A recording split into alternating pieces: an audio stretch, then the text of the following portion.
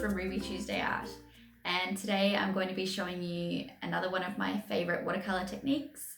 It's brush strokes, and I have so much trouble pronouncing brush strokes. Keeping that in. Brush strokes.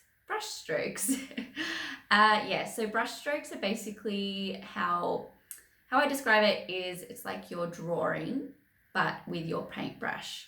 And I'm going to show you a few of my favorite practice techniques to kind of get you used to using the brush and working with watercolor and pretty much just getting into the swing of it. So we'll practice a few of these techniques and then I'll show you how to use it in practice to paint a leaf.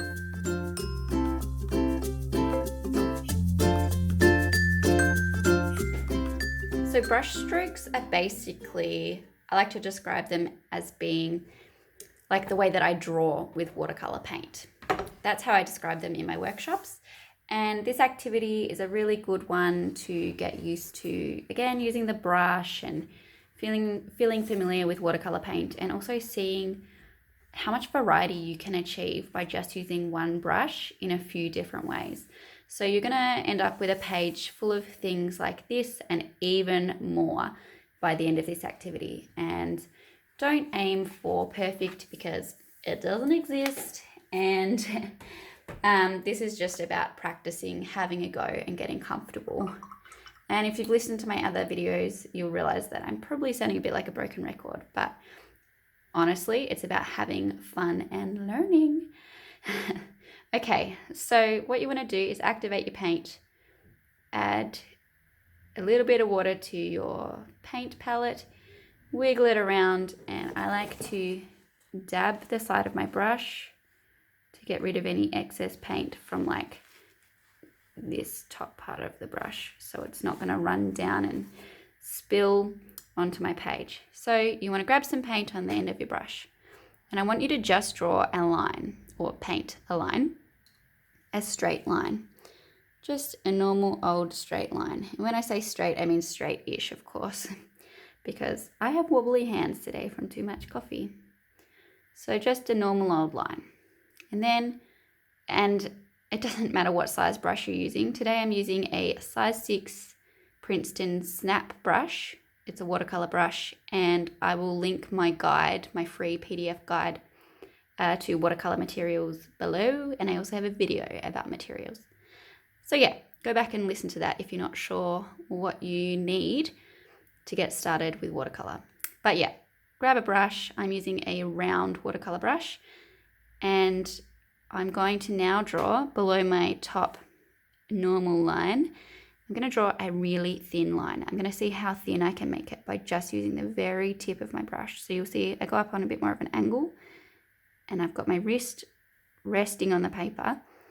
I'm going to try and, wiggly, but I'm going to try and draw a thin line. And that was a bit shaky and I wasn't super stable, so I'm going to have another go at drawing a really thin line. Actually, I'm going to do it again. So even I need to practice quite a few times to get back into the swing of it if it's been a while. And it's been approximately 10 minutes for me. So you want to do some thin lines using just the tip of the brush. Keep going down your page and try and get the line as thin as you can. All right, this is just to sort of get you comfortable doing really thin lines with the tip of the brush. And then below that, you want to do a thick line with the exact same brush. So this time, while you're painting the line, you're going to want to push the brush down as wide as you can. And you'll see that mine looks a bit scratchy. That's because I actually didn't have enough water and paint on my brush. So I'm going back in and getting some more. I'm going to try that again. So you want to drag the brush, the whole belly of the brush along the page. And you see that worked a bit better. So that's so much variety that you can get with just one brush. All right, so I'm sure that was a really smooth transition between scenes. My phone storage was full, so we'll keep going. As I was saying, you can achieve a really thick line and a really thin line with just one brush. So I like to tell people that you really don't need heaps and heaps of brushes in every single size because you can achieve a huge variety with just one. And look at that. Okay, and I'm just going to go back in one more time just to see if I can, just the tip of the brush, get another thin line. If you heard that sound in the background, I'm never sure if you will. It was Will's diabetes insulin pump. Okay, so you want to fill a page. It can be a page much bigger than this, just with line after line after line. Will is also eating his lunch, if you heard that. So yeah, practice heaps is what I'm saying, just to get into the swing of things. And then next you want to have a go at doing some squiggly lines, the technical term. All right, my hands, as I said, are a little shaky today, but I just want to do a few wavy lines like that. Okay, and then I'm going to do them, so that was with the tip of my brush. Now I'm going to do it with more of the belly of the brush to get a thicker wavy line. And then I'm going to do a bit of a compound stroke in a straight line, which is basically where I'm doing a combination of thin, thick, and thin line. And that wasn't a great example, so I'm going to have another go with hopefully a bit more control. So I'm going to start with just the tip of the brush, drag that along the page for a second, and then push down and use the belly of the brush. Then I'm going to carefully lift it back up. Oops, and I've come off the page, but we'll just pretend that I didn't and go back down and come back up. And look, I need to practice as well, obviously, just to get back in the swing of things. So I'm using the tip of the brush, and I'm pushing down hard, and then pulling it back up. So I'm dragging just the belly of the brush on the page and back down again. Okay, so none of those are particularly neat. It's a bit tricky because I am actually standing up while I'm filming this, but I'm going to have another go. But this is just a really good example that when you're practicing in your sketchbook, you're going to have a huge amount of variety. You're going to struggle with some activities and just need to do them over and over again to get comfortable with them, and that's perfectly fine. In fact, encouraged. Look, there we go. And I'll do it one more time for you. There we go. And I bring it back up to the tip of the brush and push it back down again. And this is really just about creating muscle memory as much as anything, but we're going to use that kind of movement with our leaf, with leaf painting. So I'm actually turning my book around so I can use this other clear page. So I mentioned leaves just then, and I'm going to show you another brush stroke that's actually really useful if you want to paint leaves, which is something that I do quite a lot. If you follow me on Instagram, you will be well aware of that fact. But if not, follow me on Instagram. But this is a C-shape brush stroke, and I'm just going to make sure my page is nice and flat. Okay, so as the name suggests, it's literally just the letter C. And I'm actually holding my brush a bit like how I hold my pencil for this, so I have just a bit more control.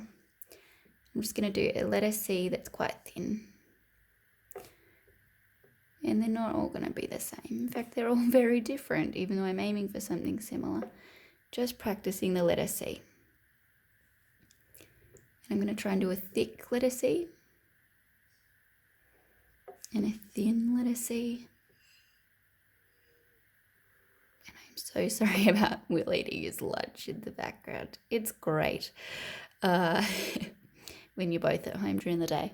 Okay, so now I'm going to do a really long, tall C and a short, white C. And you want to fill your page with this 1,000 times, or just like several times to get in the swing of things, okay? And then we're going to try and combine this letter C with our compound stroke. So you start the C with just the tip of the brush, push down really hard with the belly of the brush, and then slowly lift it back up again. And something that's really important with this is to go slowly when you're practicing, and that will help you get that the tip of the tip to be quite pointed and defined. So I'm just adding a bit more water in here. And I'm going to do a really smooth cut again, and ask Will to stop clanging his knife and fork. Okay, so hopefully we won't be able to hear Will eating his lunch anymore. All right, so this C shape, or the C stroke, is one that I use a lot when I'm painting loose flowers and leaves. So we'll just practice it a couple more times, just using the very tip of the brush to start off with, and then pushing down with the belly of the brush, and then lifting back up again. One more time. Might be a bit diluted this time. I've added some more water to my brush. And there we go.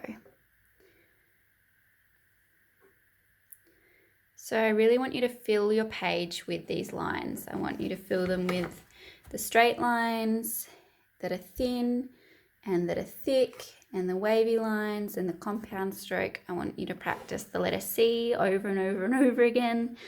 I just want you to do it so many times because it will get easier and easier every time. Play around with rotating your page if it's easier. Like, you can have your page on an angle. You can turn it around if it's easier. It doesn't matter. None of that is cheating. Someone once said that that was cheating to me. They're like, oh, I don't want to turn the page because it's cheating. It is not cheating at all. Just no. Just do what you need to do. All right. So I want to show you just quickly, and I'm going to do another video on this in much more detail, but how I turn these strokes into a stem of leaves. So to start off with, for my stem, I generally do a curved line. Try and get it thin, but you know what? My hand's wobbly, and that's okay. So I do a thin line, and then I do a version of that compound stroke at the very end. So I push down and pull it back up again to create my leaf. And it's a bit wiggly, and that's totally fine. In fact, it's encouraged. I always think it looks better when it's a bit wiggly. So then I just want to chuck on another leaf here using that same compound stroke. Just once. And again, coming down in this direction.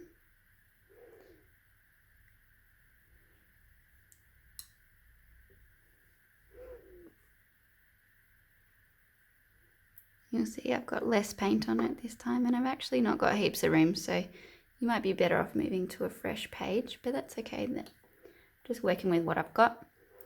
And I go here.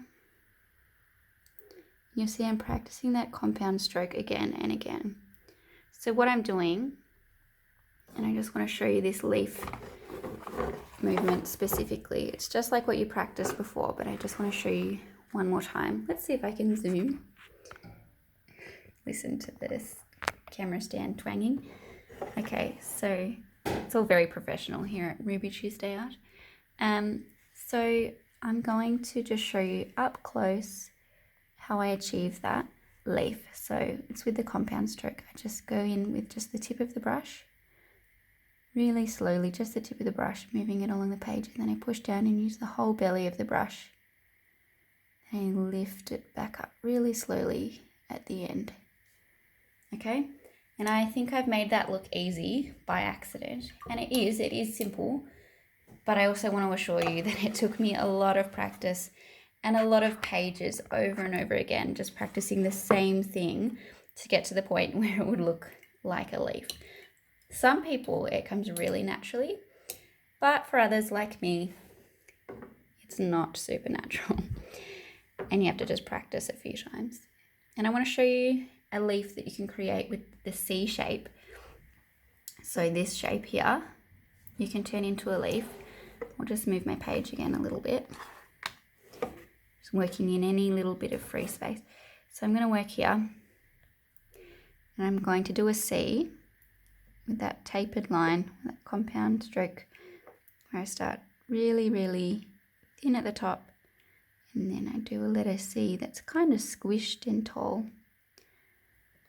Okay, so that's that C shape, but just a bit elongated. I'm going to do another C mirroring that right next to it. So the same thing again, just the tip of the brush, then I push down for the middle and lift it back up again. So that's another way that you can paint a leaf. And as I said, I'm going to do another tutorial that's in more detail, but those are just two of the ways that I like to create leaf shapes and stems using all of the different shapes and movements that we've just practiced. So fill up your page, do heaps of lines, do straight lines, curvy lines, thin lines, thick lines, the letter C in all its forms, and then you can have a go at putting it together in a stem. And you can do things like have the leaves going down in pairs, or you can even alternate going down to create a bit of variety, and I would love to see what you create.